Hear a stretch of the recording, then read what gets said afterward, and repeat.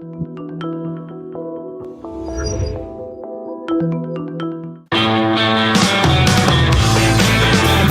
is the Gerry Callahan Show.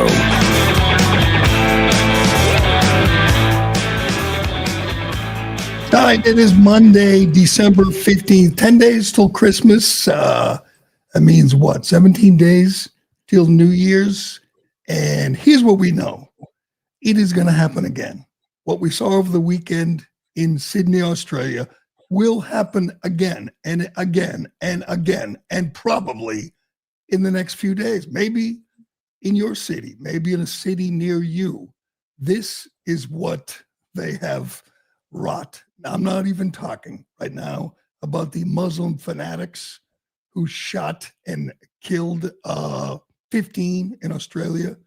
I'm not even talking about the people who attacked Israel on October 7th, or blew up the Boston Marathon, or took down the towers on 9/11. I'm talking about the people who allowed it to happen, who introduced it into the West, who looked the other way, who claimed that Islamophobia is the problem. They're the ones most responsible here. We know what these two, this father and son, we know what they are. We know who they are. They're Muslim fanatics who want to kill Jews, who want to kill Americans, who want to destroy the West. We know, they've told us. What did you think globalize the Intifada meant?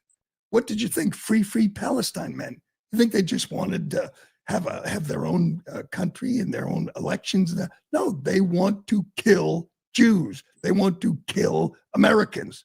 They want to kill anybody who's not a devout Muslim. And the people who made this possible, the people who allowed this, are sitting in elected office. They're sitting in Washington. They're sitting in Sydney right now, where Prime Minister, this disgusting individual, got to get his, Anthony Albanese, this vile creature, was talking yesterday about right-wing extremism, was talking about Islamophobia. They're the co-conspirators here.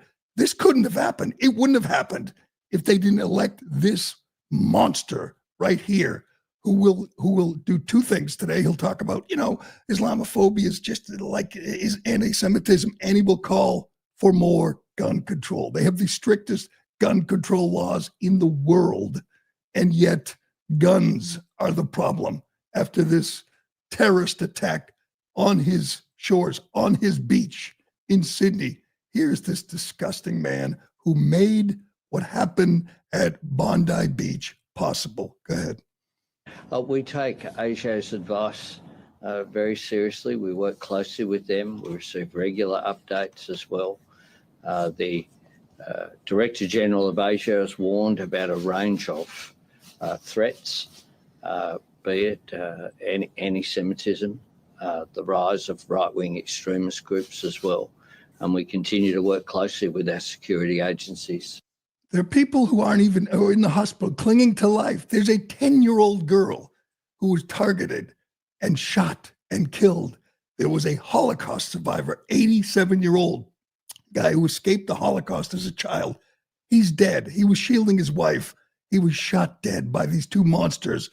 And this clown is talking about the rise of right-wing extremism and the problem with guns in his country. No, the problem is not guns. It's the guys wielding the guns. This, I will say this, this couldn't happen in many cities in America. It couldn't happen in many red states, because someone would have shot back. Nobody shot back. And these two terrorists, the father and son, they knew nobody could shoot back. They had bolt action rifles. They took their time. They looked through the scopes and they picked off these poor victims one by one, because they knew no one would shoot back. And the only ones with guns were the cops. You know what the cops were doing? Hiding behind cars, cowering in fear. So they had 10 minutes. There's the female cop, just happens to be a female.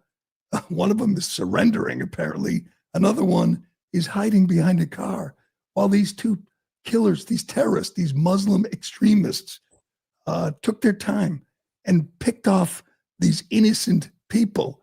They're celebrating Hanukkah one by one, methodically.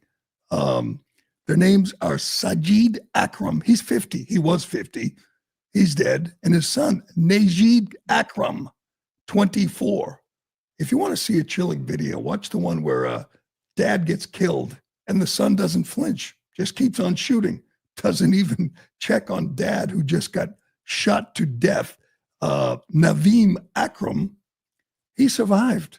He's in the hospital. They're trying to save his life. I often wonder why.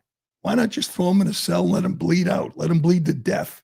One guy who survived the shooting went up and kicked him in the head as the cops were handcuffing him, and he's probably going to jail. But I commend that man. But this is not surprising to anybody. It's inevitable. It was inevitable. We knew it was coming. Everybody knew it was coming. They were warned it would come. And you know what this clown, Anthony Albanese, did? He just kept bringing in more Muslim fanatics into his country. He just kept warning about Islamophobia. He just kept telling you that diversity is our strength. This man went in September to the UN and recognized Palestine as a country. He, along with the UK, Canada, and France. Trump warned at the time that it would only embolden Hamas, and he was right. Hamas still had the hostages. Hamas still had control of Gaza, and he rewarded them for what they did on October 7th. That's the mindset of these leftist globalists, that this time, we can appease them. This time, we can recognize them and make it all better. You think that's sickening? Recognizing Palestine and placating these terrorists? Check this out. This is from Miranda Devine in the New York Post. Last year, during a Middle East diplomatic trip, Australian Foreign Minister Penny Wong visited Gaza, but refused to visit the sites of the October 7th massacre. Wouldn't want to remind anyone of that. Australian Immigration Minister Tony Burke, who's been busy organizing visas for Gazans to come to Australia, was busted for having a secret meeting with officials to, quote, repatriate ISIS brides from Syria and bringing them to Australia. Quietly, secretly bringing ISIS brides to Australia and saying, yeah, they will assimilate. They'll become part of their wonderful experiment in diversity on Australia. You know what they did in Australia after October 7th? They celebrated. They had parties. They had rallies. Just a few months ago, they had a rally in support of Hamas in Sydney. 50,000 people showed up and they chanted, "Gas the Jews." This was in Australia, the place where they just shot the Jews. That's happening everywhere. Again, globalize the intifada has a meaning. It means kill the Jews. Let's not pretend it means anything else. Now we have a mayor in New York City who will not condemn, globalize the intifada. Here's just a quick rundown of the last few days. In California, over the weekend, Saturday in California, someone took 20 shots, fired 20 rounds at a home of Jewish people who had a menorah in the window and yelled, "F the Jews." In Paris, they canceled their New Year's Eve celebration because they said it would be too dangerous. In Germany, they arrested 5 Muslim fanatics for plotting and planning to attack a Christmas market with cars, running down Jews, killing Jews, or killing Christians. It's happening everywhere. And we're just looking around saying, Trump's mean for taking away protected status from Muslim countries or stopping immigration from Muslim countries. It has to end now. It's the only, here's the amazing thing as we sit here today, half the country is upset that Trump's stopping more Muslim fanatics from coming into our country. Half of Australia is supportive of this clown saying Islamophobia is a problem and we need to get rid of the guns. What we saw in Sydney was the next step. They had a rally recently where they chanted, "We're waiting for our orders." People in keffiyehs with Hamas flags, Palestinian flags, chanted, "We're waiting for our orders." Well, these two guys, this father and son, they got their orders. Their orders were to take those legally owned rifles. The father had 6 rifles. He owned them legally since they banned guns, handguns in Australia 30 years ago after a mass shooting, and they bragged about it. They boasted, "We're so good, we don't allow guns, unlike America."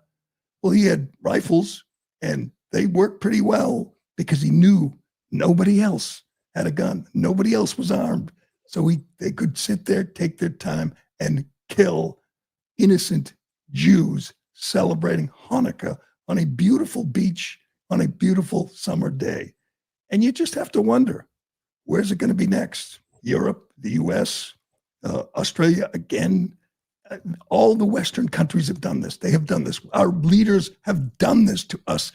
It is just mind-blowing that every single American, everyone in the West, has not decided we've had enough. It's over.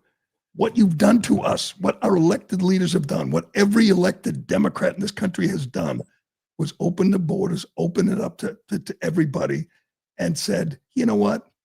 It'll be fine. We'll all come together. We'll all thrive and survive. When they tell you what they're going to do, they tell you they're going to globalize the intifada. This is what it looks like. Here's more from this absolute disgrace of a prime minister, Anthony Albanese. Go ahead. Australians should be able to feel safe and at home in any community. The targeting of Australians based on their religious beliefs is not only an attack on them, but it's an attack on our core values. We must stamp out the hate, fear and prejudice that drives Islamophobia and division in our society. His consultations have been wide and he has made a range of recommendations. We'll carefully consider these and continue to work closely with AFTAB. Today marks. You notice what word he doesn't use? The only time he uses Islam is when he says Islamophobia. This is a problem everywhere. If you saw all the posts, all the phonies saying, Ilhan Omar, Rashida Tlaib posted how awful this was and how, there's no place for anti-Semitism. They don't even say Islam. They won't even say it after they murder 15 innocent Jews in the name of Islam. They won't even say Muslim, Islam, Muslim, Islam, Muslim, Islam. It's the problem. And they won't even recognize it. How can you solve the problem? How can you stop a threat if you won't even recognize it? None of the leaders in Europe, none of the leaders in this country, certainly none of the Democrats, ever say the words. They don't even acknowledge the people doing this. They call them anti-Semites. No, anti-Semites to me is Nick Fuentes. It's Shannon Sharp and Chad Ochocinco. We'll get to them. These aren't anti-Semites. These are Islamic terrorists. And for some reason, we have elected officials here and all over the West who won't say the word. They're literally afraid to name the problem, to name the culprits here. How can you fix it? How can we fix this? We don't have every leader saying the problem is, and we created it. We let these people into our country, and for some reason, we thought they would behave. We thought all that stuff about killing Jews, gas the Jews, F the Jews, it was just a chant, just, rambunctious kids repeating a slogan. No, they're telling you, they're warning you. And what do? We look the other way. We talk about Islamophobia and guns and mental health and we need more whatever cameras. No, we need fewer Muslim extremists in our country. That should be all we hear about today from everyone, from Trump to Marco Rubio to every elected Democrat. The only thing they should say today is we have too many Muslim extremists who don't want to come here and live amongst us peacefully. They want to come here and kill us. Someday, we're going to look back 50, 100 years and say, what the hell were they doing? What were they thinking? What did they think was going to happen? What did you think was going to happen when you brought people in from Pakistan and Syria and people who said kill Jews? Gee, what do you know? They went and killed Jews. Who saw that coming? This is absolute madness, what we're living through. And now, what's the reaction? Cancel Christmas. Cancel Christmas shows and cancel New Year's Eve in Paris. Yeah, let's cancel celebrations of our faith, because another faith might show up with guns or cars and kill us. That's the answer. That's cowardly. That's pathetic. We can't be that way. We can't say, you know what? They might kill us if we go to a Christmas celebration in Brussels, which they're doing. They're canceling Christmas in Brussels. Just stay at home. Be quiet. Don't, put out decorations. Don't put out a menorah. They might shoot you. Let's just keep it on the down low. Babylon Bee nailed it again. They said the Prime Minister, Anthony Albanese, is going to cancel Hanukkah, because it's too dangerous. That's parody, I think. But would it surprise you if he told Jews to take down the menorahs and don't wear don't show their faith in public? That's where we are right now in Europe, in the US, in Australia. Let's not provoke them. Let's not show everybody your faith, or they'll kill you. This is just so insane. There was one hero, and God knows he was heroic, Ahmed al-Ahmed. He's the guy who tackled the son, the younger gunman. But I have to nitpick here. He's a hero. They've already raised $1.5 million for him on GoFundMe. I'm sure you've seen the video. He tackles the gunman. He takes the gun. Can I just criticize this heroic man? Why didn't he shoot him? Why did he let him get away? He went and got another gun. The hero, Ahmed al-Ahmed, got shot after he took the gun from the gunman. It was heroic. It took great courage. But why didn't he finish the job? You know why he didn't finish the job? Because it's Australia, and law-abiding people, they don't feel comfortable with a gun. They know in their back of their mind, they're doing something wrong because they have a gun in their hand. Again, I'm taking nothing away from him. He was heroic. But why didn't he shoot the monster who killed a 10-year-old child, who killed a Holocaust survivor? I'm sorry. The man should have finished the job. He's in the hospital now. He got shot like a couple of times after taking a gun away from the gunman, because the gunman had other guns. It was heroic, but he did not do what had to be done in that situation, because that's the mindset in the West. I'm not supposed to have a gun. I'm not supposed to shoot anyone, even a mass murderer. It was a little disappointing in the end, but hey, that was the big story over the weekend, but not the only story. Yes. I wonder how many people, I can't even stop looking at this, thinking of this, that a national elected official in Australia smuggled ISIS brides into his own country and tried to keep it a secret, that the prime minister went and recognized Palestine in the middle of the war with Israel. And these are the people they vote for. We have to stop voting for these people. We have to stop. We have to wake up. This is a 5-alarm fire moment. This is it. Everybody has to wake up and say, we've seen enough. We've done enough.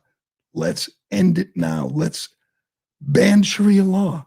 Let's vet everybody. Let's deport everybody who espouses these views. Let's stop messing around and pretending. They don't want you dead. They don't want all of us dead. They've told you. This is nothing. There's no secret. They're not lone wolves. There's millions of them. I love this idea that immediately that it's only a few. It's only the fanatics. It's only extremists. Again, you got a bowl of Skittles, and only a few of them are poison. Are you going to grab a handful of Skittles and eat them? If I told you a few of them are poison, well, it's more than a few who are poison, who are terrorists, who want you dead. You got to stop bringing them all in. You got to stop. You got to get them out. It's what a public official is obligated to do, protect his people. And our elected officials are just not doing it. All right. We'll see. By the way, I'm dead serious. 10 days. We're going to count down to Christmas. It's going to happen again in the next 10 days. They have gotten their orders, just like they told you. They were waiting for their orders. They've gotten their orders. It's going to happen again. And you know what else is going to happen again? Democrats and liberals and globalists like that clown are going to blame the guns, are going to blame Islamophobia, are going to talk about right-wing extremists. We just had a president, by the way, for 4 years, and a vice president, and a DOJ, and a Homeland Security. All of them said white supremacists were the biggest threat to the homeland. They lied to you. They lied to you. They knew it wasn't true, and they lied to you. The biggest threat to the homeland is Islamic extremism, and it's here, and it's festering, and they are waiting for their orders. Speaking of waiting, we're still waiting for the gunman in the shooting at Brown University. This is incredible. I gotta get to this. I can't wait.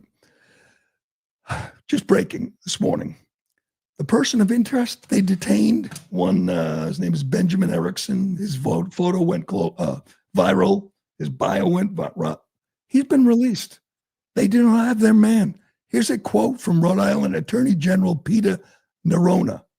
We have a murderer still out there, he said this morning. We have a murderer still out there in Providence, Rhode Island. Maybe he's gone. Maybe he's escaped.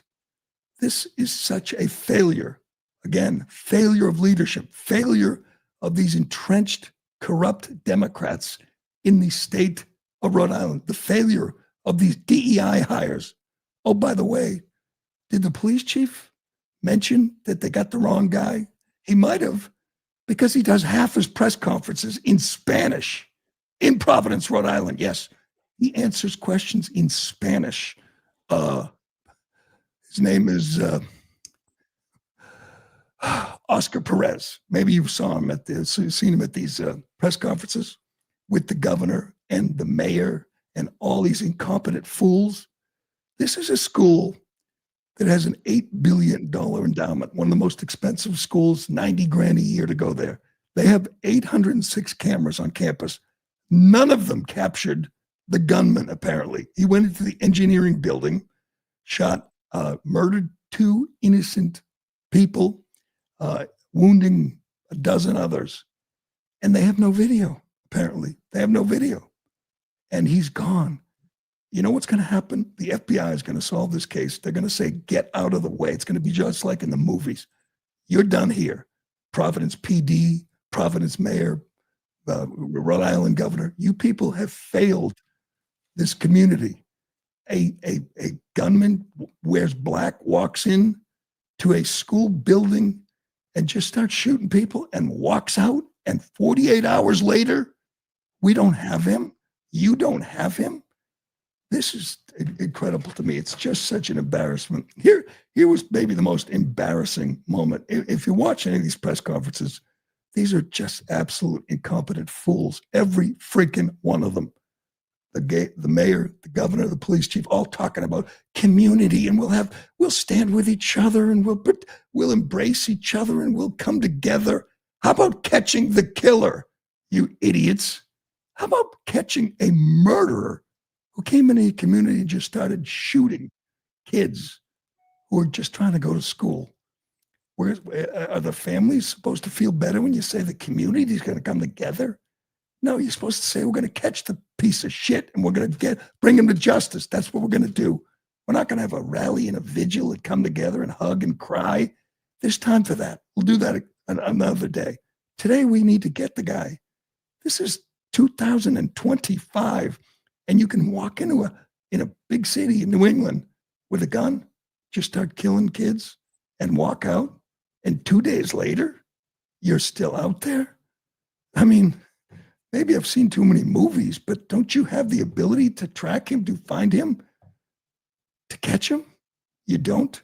You fools. Get me that Brown University president. This is Christina Paxson. If you weren't disgusted by the police chief and that little nerdy mayor, this is the president of a university, an Ivy League school, not a real Ivy League school. It's kind of a fallback school for Ivy League students. I mean, it's a joke. It's the most woke school in the country. I mean, there's a lot of kids on this campus who support the globalized, the Intifada people, who wear keffiyehs to class. A lot of them. We don't know the motive of the killer because we don't know the killer yet, but we will see. The president of the university shows up at this press conference for what? I don't know. And she doesn't even know what was going on in the classroom. People asked, what was it? Was it a finals? Was it a club? Were they taking tests? Was it a lecture? These kids who were murdered, your students who were paying your salary, she makes $3.2 million a year. 3.2.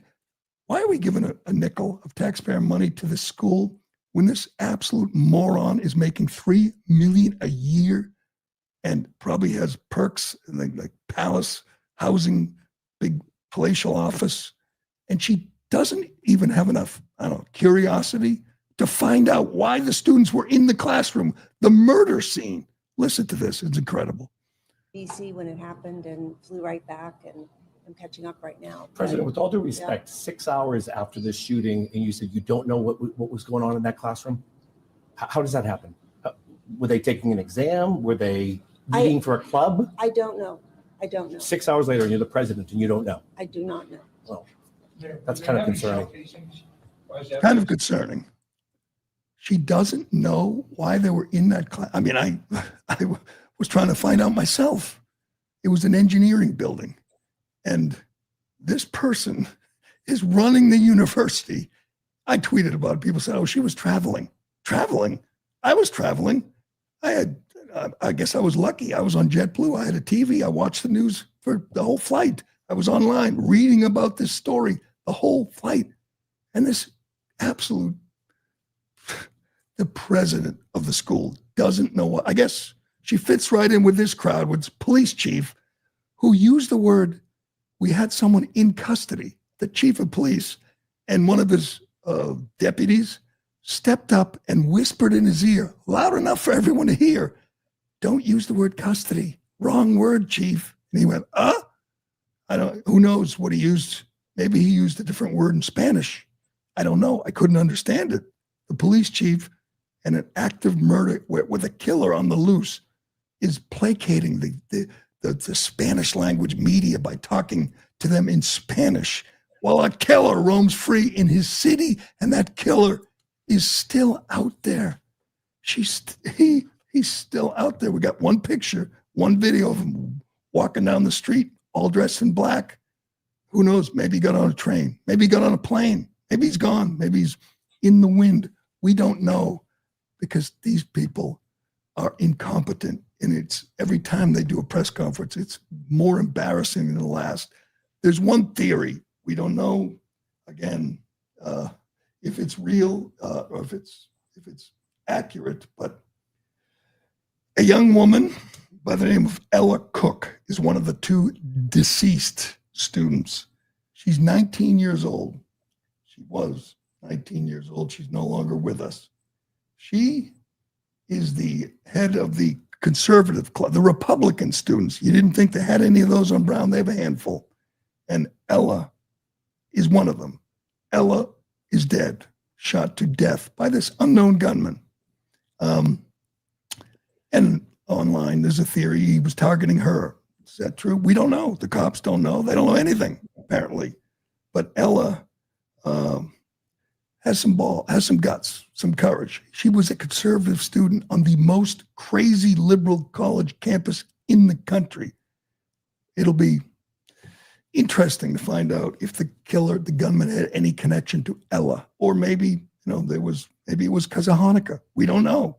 The cops don't know. They don't know. The killer is still out there, says the Attorney General. Yes, he is. The killer is still out there because the people running this city are incompetent morons. That's my take on what's happening in Rhode Island. Really, really disturbing, to say the least.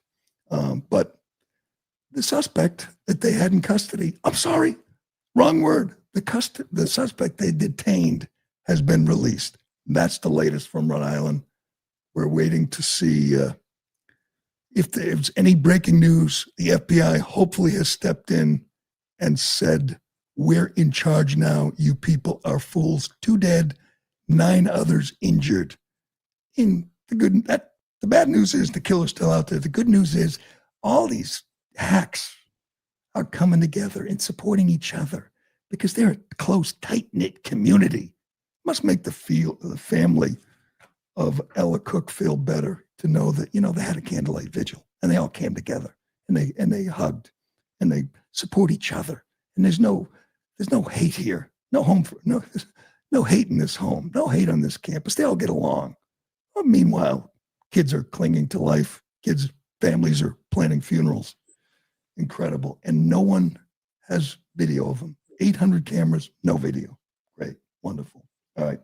We got so much to get to on this insane day, this just wild weekend. The latest on the murder of Rob Reiner. Yes, Rob Reiner is no longer with us. We'll tell you what Trump said about this. Bad Trump. Don't like this. And Candace Owens and Erica Kirk are meeting today. And all I have to say is, why, Erica? Why? Why are you doing this? We'll get to that and more, but first. Excuse me. Christmas used to mean something simple. Family gathered around a table, real conversation, hard work, rewarded with a little time to breathe. We didn't cut corners because we didn't believe in shortcuts. You earned your rest. But these days, everything moves so fast. Everyone's looking for the easy way out, but not our friends at Beam. Beam is a company proudly founded in America and run by people who share our values: hard work, integrity, and delivering results.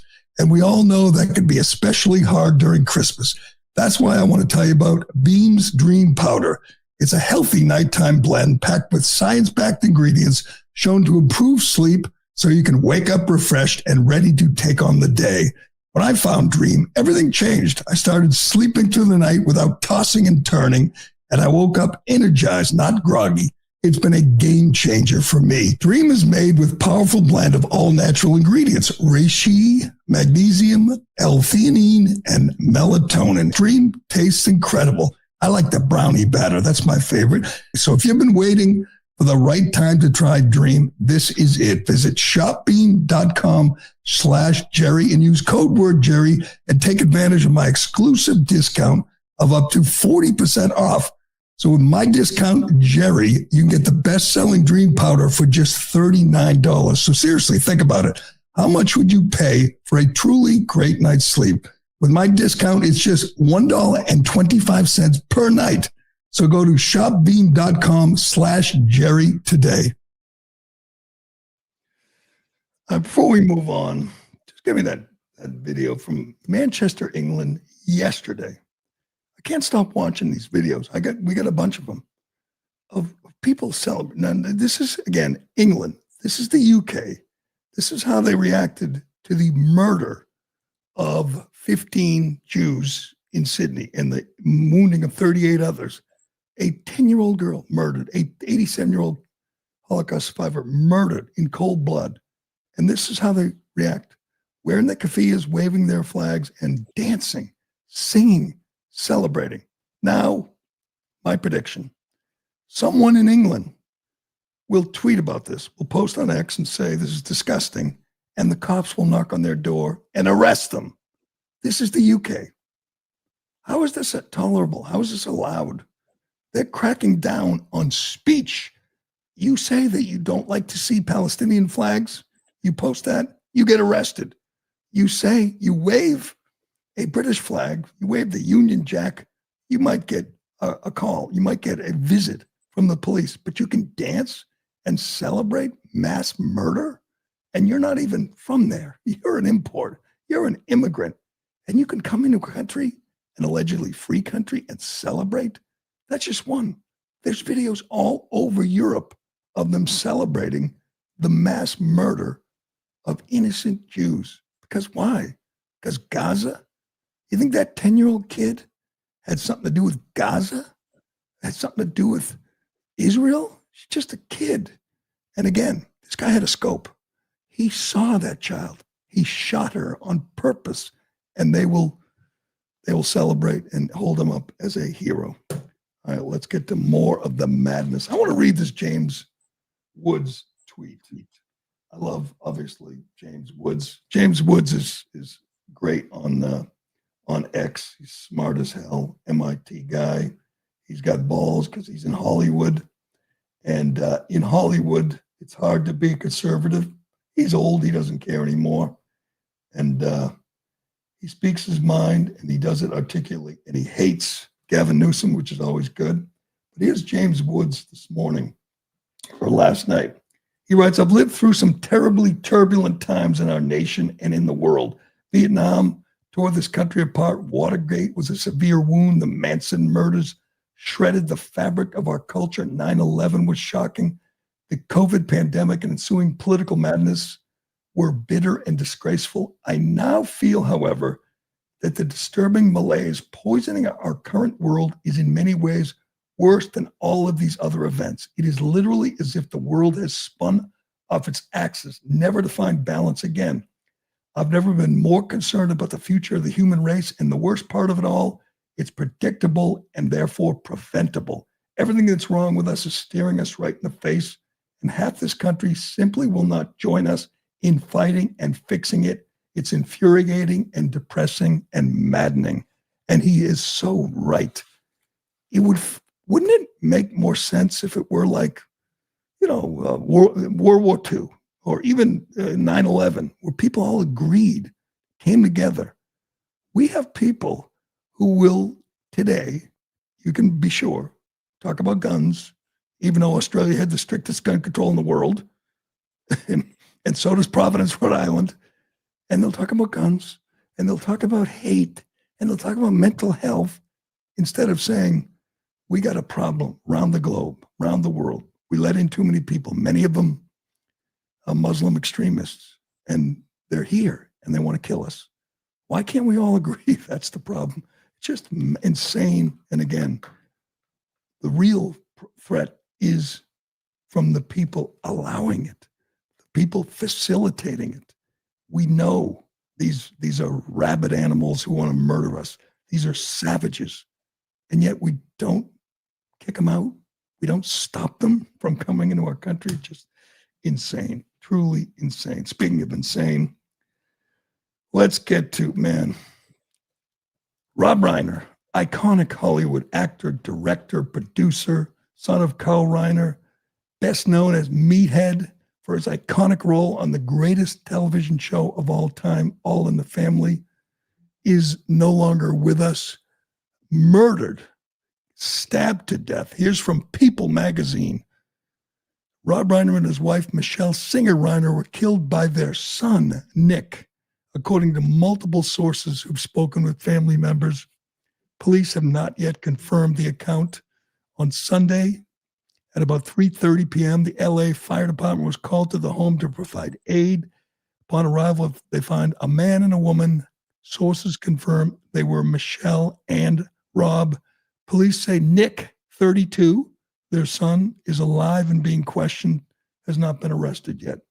Now, to be honest, I was going to discuss this topic by pointing out that nobody on the right, we know Rob Reiner, Meathead, was a left-wing fanatic. He hated Trump. He hated conservatives. Nobody is going to celebrate. Nobody. And up until about 10 minutes ago, I could say that was the truth. Nobody was celebrating. Still, nobody.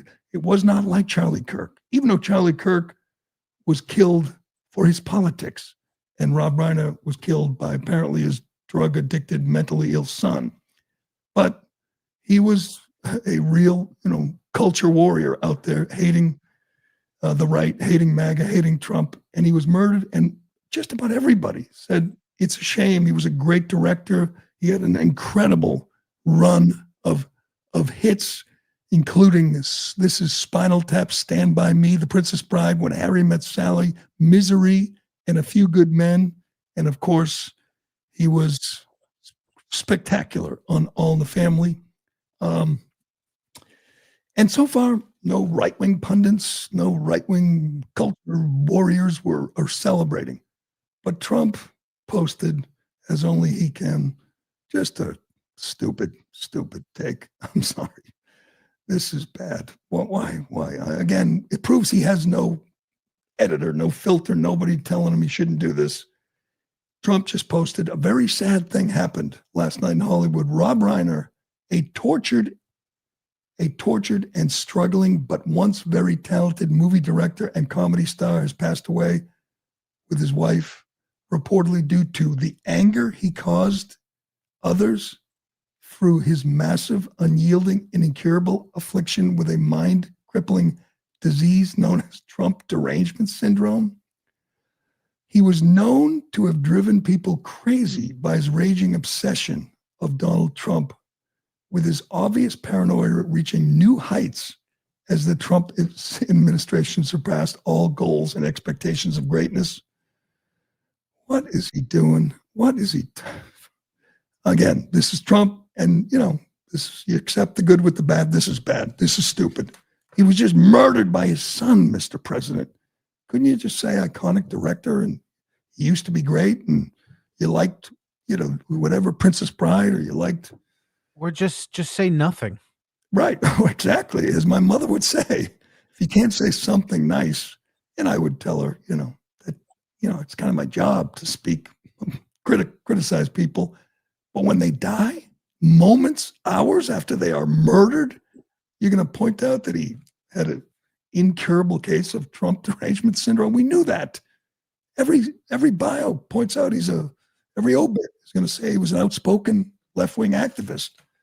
We didn't need that, Donald. You didn't need to do that. That was just dumb. But his career, man, he belongs on Rushmore, man. He had a great career, and he will be missed. And he was great, not just in All in the Family. He was great in Wolf of Wall Street as Jordan Belfort's father. He was funny as hell. He was a natural, and, like his father, but sad story out of LA today, but we have more sad stories. This got overshadowed. Before we get to Erica Kirk and Candace Owen, I have to do this, because over the weekend, as you know, 3 Americans, 2 service member and an civilian interpreter were murdered in Syria by a lone gunman, an ISIS or whatever, a Muslim fanatic, another Muslim fanatic murdering Americans. And Trump vowed retaliation, and there will be retaliation.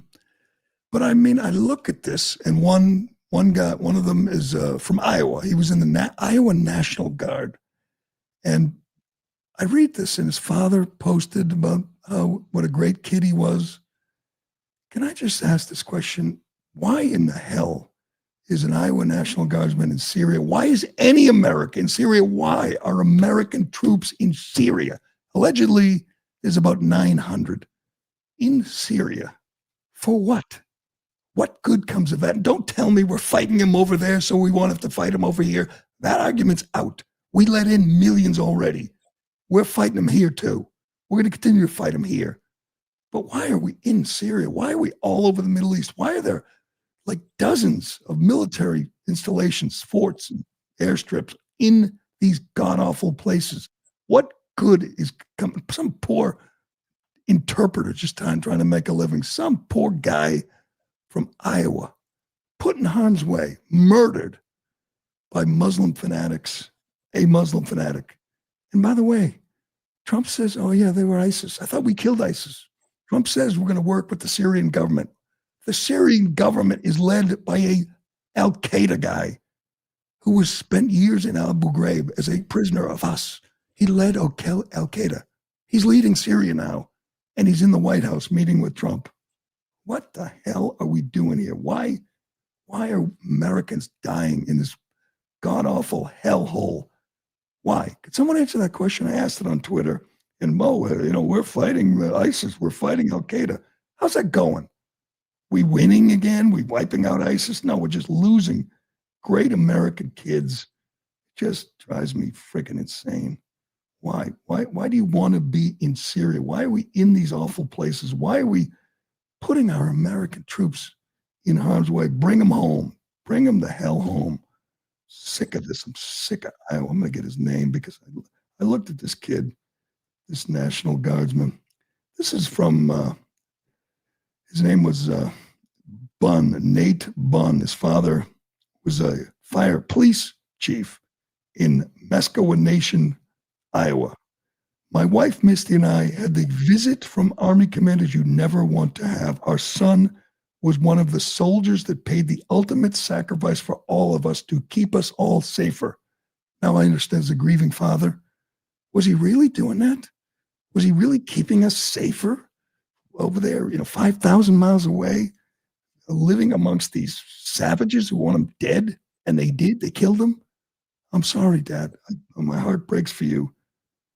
But he shouldn't be there. He should have never been there. This kid, Nate Bunn, should be alive and going home for Christmas in this little Iowa town, going to see mom and dad, going to see his wife. Instead, he's murdered by another Muslim fanatic because Trump put him in harm's way. Because I don't care who the president is. We don't belong there. Let's get the hell out. I have one question for Erica Kirk, the grieving widow of Charlie Kirk, who was murdered a little more than 3 months ago. Why? Why are you doing this, Erica? She announced there's a meeting today with Candace Owens. And I guess she's going to ask, Candace, why do you think I killed my husband? Could you explain it to me? First of all, she trusts her. She said it's going to be private, personal, no live stream. Candace Owens she's going to exploit the hell out of this, just like she's exploited the murder of Charlie Kirk every day since he was murdered. Every day she's exploited it, made money, made up things, Egyptian aircraft, the Mossad, the CIA. Charlie Kirk was murdered by Tyler Robinson, this psycho, furry-loving freak, because, Charlie Kirk was transphobic. I mean, he shot him in cold blood. We saw it. We know it. He was, he murdered him. Hopefully he gets executed. What is Egyptian CIA? What is it all? It's just her way to make money. She is vile. She is evil. She blamed TPUSA. She blamed the widow. Said she was part of this. She was behind this shit. She covered this up. We played the sound. And yet Erica Kirk is going to meet with her and talk it out. Why? What? She doesn't deserve that. Ignore her or attack her or just take apart her ridiculous lies. There are plenty of people on the internet who've done that. Just watch the video. She's making stuff up every day, throwing red meat to her conspiracy theorist audience. It's working for her. She's making a fortune. She's top of the charts. She's got people on the fringe who support her. But this validates her at some level, and I don't know why Erica Kirk is doing this. Erica Kirk is out there. She's doing interviews. She's appearing on Fox News. She went on CBS because her husband wrote a book, and it's just coming out. And she's promoting it, and she should. It's what Charlie would have done, so she's doing it in his place. Good.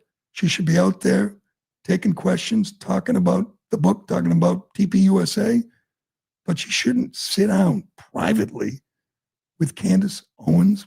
What?